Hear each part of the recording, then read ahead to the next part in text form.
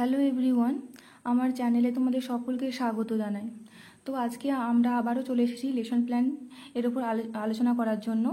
তো দেখো, আজকে আমি যে বিষয়টার উপর লেসন প্ল্যান তৈরি করেছি সেটা বিষয় বাংলা এবং আমার পাঠ্য বা আজকের পাঠ নিজের হাতে নিজের কাজ। তো দেখো, আমি যে দক্ষতার উপর আজকে আলোচনাটা রেখেছি সেটা হয়ে যাচ্ছে সমন্বয় সাধন দক্ষতা।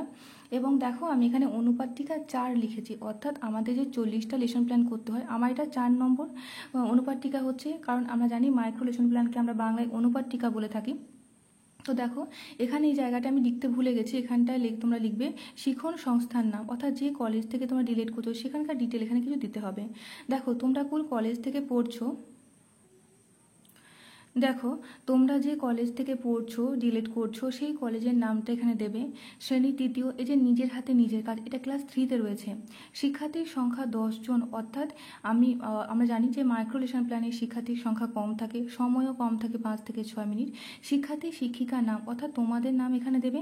ক্রমিক নাম্বার বলতে রোল নাম্বারকে বোঝানো হয়েছে এবং তারিখ দেবে। দেখো, এই যে 4টি পয়েন্ট এখানে রয়েছে, এই 4টি পয়েন্ট কিন্তু আমাদের লেসন প্ল্যান তৈরি করার জন্য খুবই গুরুত্বপূর্ণ। যদি আমরা এই 4টি পয়েন্ট ভালোভাবে বুঝতে না পারি তাহলে কিন্তু আমরা লেসন প্ল্যান তৈরি করতে পারবো, আমরা বুঝতে পারবো না কোন প্রশ্নের সাথে কোন আচরণাঙ্গ সমূহগুলো যাচ্ছে।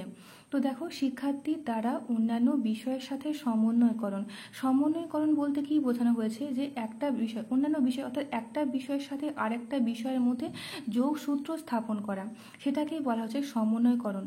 তো দেখো, শিক্ষার্থীদের কাছে থেকে দৃষ্টান্ত গ্রহণ, দৃষ্টান্ত মানে কি, উদাহরণ নেওয়া, কাদের কাছ থেকে, শিক্ষার্থীদের কাছ থেকে নিতে হবে।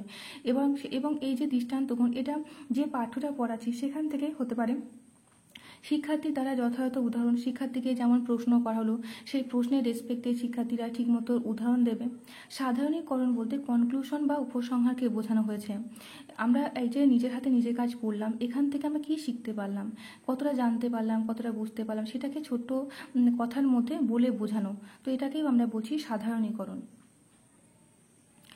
দেখো, এখানে শিক্ষিকার কাজ, শিক্ষার্থীর কাজ, আচরণাঙ্গ সমূহগুলো এখানে হবে।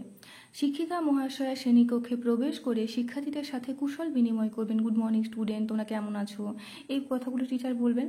শিক্ষার্থীর কাজ কি, শিক্ষার্থীরা শিক্ষিকা মহাশয়াকে যথেষ্ট সম্মান প্রদান করবেন, অর্থাৎ যখন টিচার ক্লাসে ঢুকবেন তখন বাচ্চারাও বলবে যে গুড মর্নিং টিচার বলবেন এবং উঠে দাঁড়াবে বাচ্চারা। দেখো, টিচার প্রশ্ন করছে, সুজাতা বলো তুমি নিজের হাতে কি কি কাজ করো। নিজের হাতে খাই, নিজে জামা কাপড় কাচি, এছাড়াও আরও অনেক কাজ করি। এটা হয়ে যাচ্ছে দৃষ্টান্ত গ্রহণ।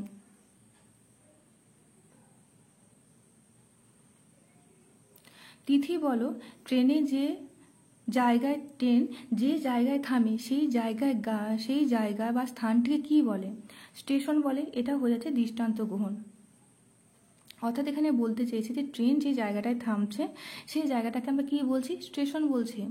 এই পাঠ্যাংশটিতে কোন স্টেশনের কথা বলা হয়েছে। কারমাটা রেল স্টেশন, এটা হয়ে যাচ্ছে দৃষ্টান্ত গ্রহণ। পুতুল তোমার জানা 2টি স্টেশনের নাম বলো।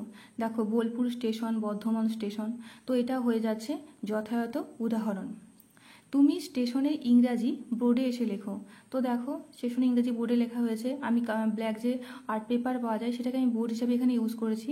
তো দেখো, স্টেশন লিখেছি এবং এটা হয়ে যাচ্ছে অন্যান্য বিষয়ের সাথে সমন্বয়করণ। কেন, কারণ ইংরেজি হচ্ছে একটা বিষয়, বাংলা হচ্ছে একটা বিষয়, তো এই দুটো বিষয়ের মধ্যে একটা যোগসূত্র স্থাপন করা হয়েছে। দেখো, এই যে দৃষ্টান্তটা দেওয়া হয়েছে, তো এটা কিন্তু পড়ার সাথে যুক্ত, কিন্তু বাইরে থেকে যেহেতু উদাহরণগুলো দিচ্ছে সেজন্য এটা হয়ে যাচ্ছে শিক্ষার্থীর দ্বারা যথাযথ উদাহরণ। আর দৃষ্টান্ত গ্রহণ কিন্তু যে পাঠ্যটা পড়াচ্ছি নিজের হাতে নিজের কাজ, সেখান থেকে বাচ্চারা বলছে। দেখো, কারমাটা রেল স্টেশন থেকে কে নামলেন, এক বাঙালি বাবু, এটা হয়ে যাচ্ছে দৃষ্টান্ত গ্রহণ। দেখো, এটা কিন্তু পাঠ্যের সাথে রিলেটেড, তাহলে পাঠ্যের সাথে যখন রিলেটেড হবে সেটা হয়ে যাবে শিক্ষার্থীর দ্বারা দৃষ্টান্ত গ্রহণ। কুলি ডাক্তারবাবুর ব্যাগ কোথায় তুলেছিলেন, পালকিতে, এটাও হয়ে যাচ্ছে শিক্ষার্থীর দ্বারা দৃষ্টান্ত গ্রহণ। পালকি কোন যুগে প্রচলিত ছিল, আদিম যুগে, এটাও হয়ে যাচ্ছে শিক্ষার্থীর দ্বারা দৃষ্টান্ত গ্রহণ। দেখো, আদিম যুগের কথা তুমি কোথায় পড়েছো? আমাদের পাঠ্য ইতিহাস বইতে পড়েছি। তো এটা হয়ে যাচ্ছে অন্য বিষয়ের সাথে সমন্বয় করা। ইতিহাস অন্য একটা বিষয়, বাংলা অন্য একটা বিষয়, তো এই দুটো বিষয়ের মধ্যে সমন্বয় সাধন করা হয়েছে। তিথি, পালকি ছাড়া আরও কয়েকটি যানবাহনের নাম বলো। সাইকেল, মোটর সাইকেল, বাস। দেখো, এটা হয়ে যাচ্ছে শিক্ষার্থীর দ্বারা যথাযথ উদাহরণ। তাহলে আশা করি তোমরা বুঝতে পেরেছো শিক্ষার্থীর দ্বারা দৃষ্টান্ত গ্রহণ এবং শিক্ষার্থী দ্বারা যথাযথ উদাহরণের মধ্যে কি পার্থক্য রয়েছে। যেটা আমাদের পাঠ্য বিষয়ের সাথে সম্পর্কযুক্ত কোনো প্রশ্ন হচ্ছে, তখন সেটা শিক্ষার্থীর দ্বারা দৃষ্টান্ত গ্রহণ হচ্ছে, এবং পাঠ্য বিষয়ের সাথে পাঠ্য বিষয়ের মধ্যে রয়েছে সেই জিনিসটাকে আরও কতগুলো উদাহরণের সাহায্যে যখন বাচ্চাদের কাছে জানতে চাওয়া হচ্ছে, তখন সেটা হয়ে যাচ্ছে শিক্ষার্থীর দ্বারা যথাযথ উদাহরণ। দেখো, ডাক্তারবাবু কি বলে চিৎকার করা শুরু করে দিয়েছিলেন? কুলি কুলি বলে। এটা হয়ে যাচ্ছে দৃষ্টান্ত গ্রহণ। কুলিটি তার নিজের নাম কি বলেছিলেন? ঈশ্বরচন্দ্র শর্মা। এটা হয়ে যাচ্ছে দৃষ্টান্ত গ্রহণ।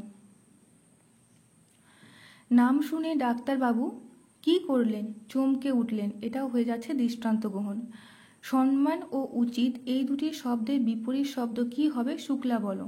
সম্মান, অসম্মান, উচিত, অনুচিত, এগুলো হয়ে যাচ্ছে যথাযথ উদাহরণ। ডাক্তার ছাড়া আরও দুটি পেশার নাম বলো। শিক্ষক, পুলিশ, তোমরা অন্যান্য নাম দিতে পারো। তো এটা হয়ে যাচ্ছে যথাযথ উদাহরণ। শ্রাবণী, ডাক্তার এবং শিক্ষকের ইংরেজিটা বোর্ডে এসে লেখো। দেখো, টিচার বাংলাটা লিখে দিয়েছেন এবং স্টুডেন্টরা গিয়ে ডাক্তারের ইংলিশটা শিক্ষকের ইংলিশটা লিখেছে। তো এটা হয়ে যাচ্ছে অন্য বিষয়ের সাথে সমন্বয়করণ। ডাক্তারবাবু কি প্রতিজ্ঞা করেছিলেন? তিনি প্রতিজ্ঞা করেছিলেন যে আমি আর কখনো নিজের কাজ নিজের হাতে করতে সংকুচিত হব না। তো এটা যেহেতু আমি পাঠ্য থেকে তুলেছি, তো সেই জন্য এখানে কোটেশনের মধ্যে লিখেছি। তো এটা হয়ে যাচ্ছে দৃষ্টান্ত গ্রহণ। তিথি, বলো আজকের পাঠ থেকে তুমি কি শিখলে? নিজের হাতে নিজের কাজ করতে হয়, এটা শিখলাম। এটা হয়ে যাচ্ছে সাধারণীকরণ। সাধারণীকরণটা তোমরা সবার শেষে দেওয়ার চেষ্টা করবে, কারণ একটা বিষয় পুরো বিষয়টা না জেনে তো আমরা একটা কোনো উপসংহার বা কনক্লুশনে এসে পৌঁছাতে পারি না। তো সবটা জেনে নেওয়ার পর আমরা একটা সিদ্ধান্তে এসে পৌঁছাবো, সেই জন্যই কিন্তু সাধারণীকরণটা সবার শেষে হবে। তো দেখো, বাচ্চা যেটা জেনেছে এটা তারা বলেছে। তো আশা করি তোমাদেরকে আমি বোঝাতে পেরেছি। তো আজকের আলোচনা আমি এখানেই রাখছি। ধন্যবাদ।